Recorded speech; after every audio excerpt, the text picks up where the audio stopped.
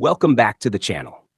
In today's video, we're talking about a huge development in global geopolitics and defense. Russian President Vladimir Putin's visit to India on the 4th and 5th of December 2025 for the 23rd India-Russia Annual Summit in New Delhi. This is Putin's first trip to India since the Ukraine war began, and it comes at a time when the entire world is watching how New Delhi balances its ties with Russia on one side and the US and its Western partners on the other. In this video, we'll break down what's expected from this visit, the likely defense deals, possible big-ticket purchases like more S-400 systems, and even Su-57 fighters, energy and oil cooperation, payment systems, and the larger geopolitical message behind this trip.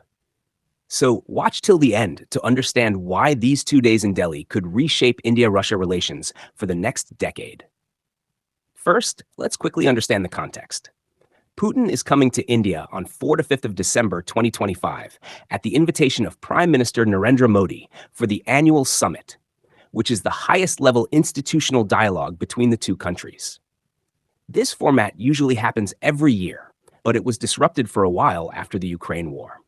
Now, with this visit, both sides are trying to reset and upgrade the partnership under very different global conditions. India is closer than ever to the US through Quad and defense exercises, while Russia is more dependent than ever on China. At the same time, India still relies heavily on Russian-origin military hardware and has become one of the biggest buyers of discounted Russian oil in the last few years. So this summit is not just a routine handshake. It's about recalibrating a relationship that is under pressure but still strategically vital for both sides. Memiye India now, let's come to the most watched aspect of this visit, defense. India and Russia have had a deep defense partnership for decades. Even today, a large share of India's tanks, fighter jets, submarines, and air defense systems are of Russian origin. But after the Ukraine war, Russia's ability to deliver on time has been questioned, and India has been diversifying by buying more from the US, France, and Israel. That's why this visit is being seen as a test of whether Russia can still remain a key defense partner for India in the long term. The print, one of the biggest talking points, is the S-400 Triumph air defense system. India had signed a deal in 2018 for 5 S-400 squadrons, worth over $5 billion. 3 have already been delivered, and the remaining are expected by next year. Now, ahead of Putin's visit, multiple reports suggest that India is considering a follow-on order for around 5 more S-400 squadrons, plus a large package of missiles to replenish stocks for the systems already deployed. The S-400 has reportedly performed very impressively in Indian service, and strengthening layered air defense is a big priority given threats from both Pakistan and China. If even part of this additional S-400 plan is agreed during or after this summit, it will be seen as a strong signal that India is willing to bear Western pressure and continue buying high-end Russian hardware. The Economic Times. There is also a lot of buzz around the S-500, Russia's next-generation air and missile defense system. While nobody expects India to sign an S-500 deal immediately, reports suggest that defense ministers from both sides could at least start formal discussions on possible future cooperation on this platform. Even exploratory talks on S-500 would show that India is thinking long-term with Russia, not just about existing contracts. Another huge piece on the table is the Su-57 fifth-generation stealth fighter.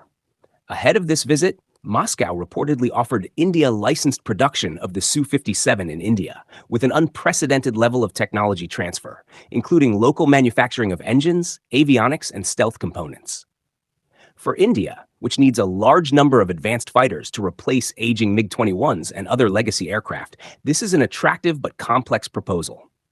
On one side, it promises cutting-edge tech and make-in-India manufacturing. On the other, India has to balance this with its own AMCA stealth fighter project and existing deals for Rafale and Tejas. During the summit, we can expect at least serious discussions, maybe an MOU or a framework agreement, rather than a full-fledged final contract. But even a framework would be a big headline from this visit.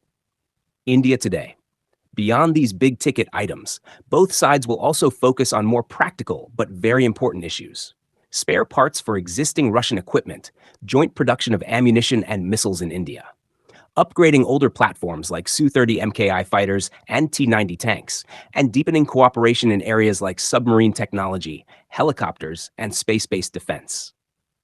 The idea is not just to buy finished items from Russia, but to gradually shift towards co-production, local manufacturing, and joint R&D, so that India is less vulnerable to sanctions and supply chain problems in the future.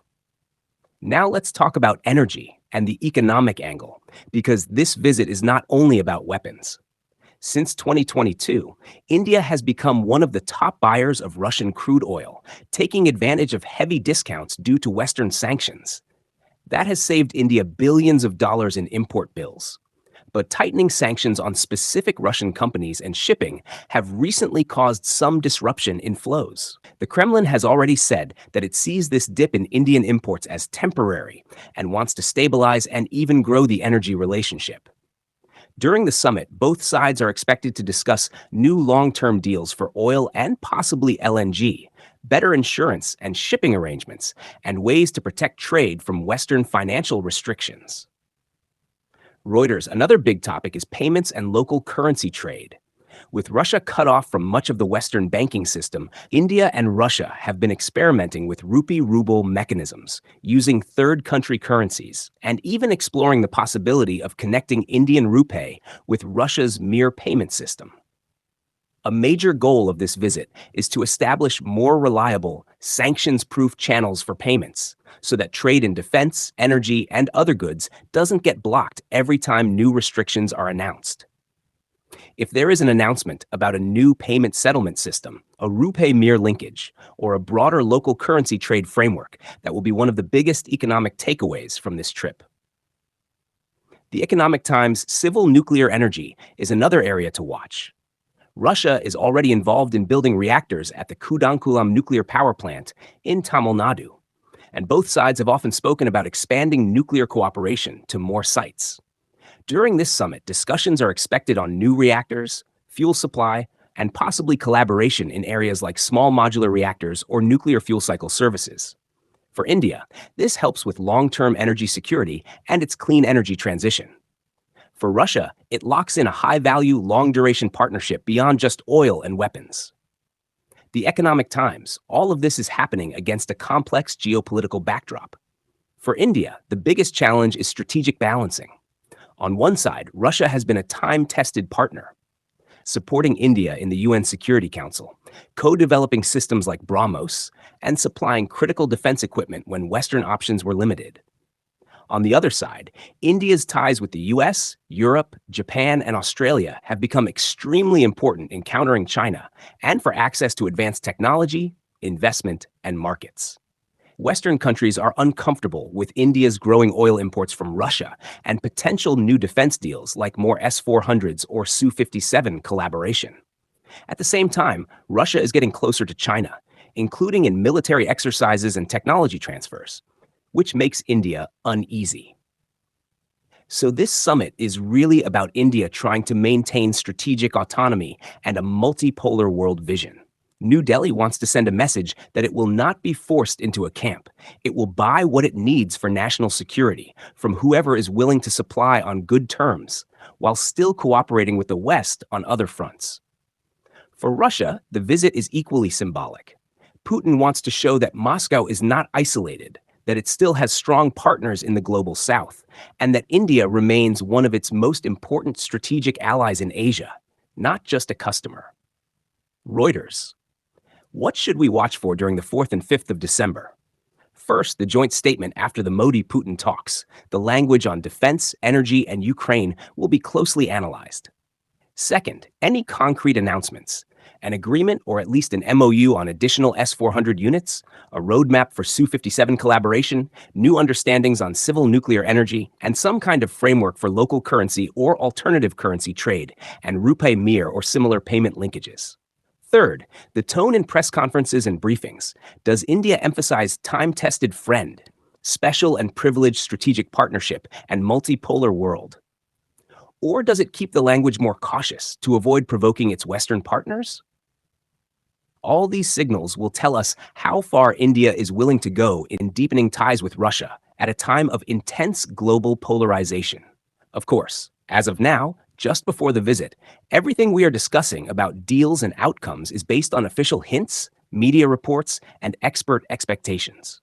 The final announcements on the 4th and 5th of December may turn out to be bigger, more cautious, or completely different in detail. But one thing is absolutely clear. This is not a routine diplomatic summit. This visit is a major stress test of the India-Russia partnership in a rapidly changing world, where defense, energy, payment routes, and geopolitics are all interconnected like never before. So to wrap up, Putin's two-day visit to India is expected to revolve around three major pillars.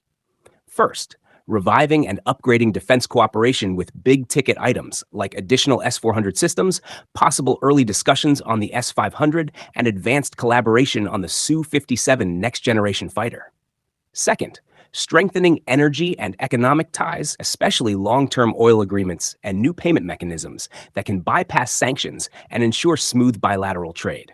And third, sending a strong geopolitical signal that despite global pressures, both India and Russia still value a stable and strategic long-term partnership. If you found this breakdown useful, hit the like button, share this video with friends who follow global politics, and let me know in the comments. Should India continue expanding its defense ties with Russia or shift more towards Western and indigenous platforms? I'd love to hear your thoughts. Don't forget to subscribe to the channel and press the bell icon for more updates on defense, geopolitics, and India's big developments. Thanks for watching, and I'll see you in the next video.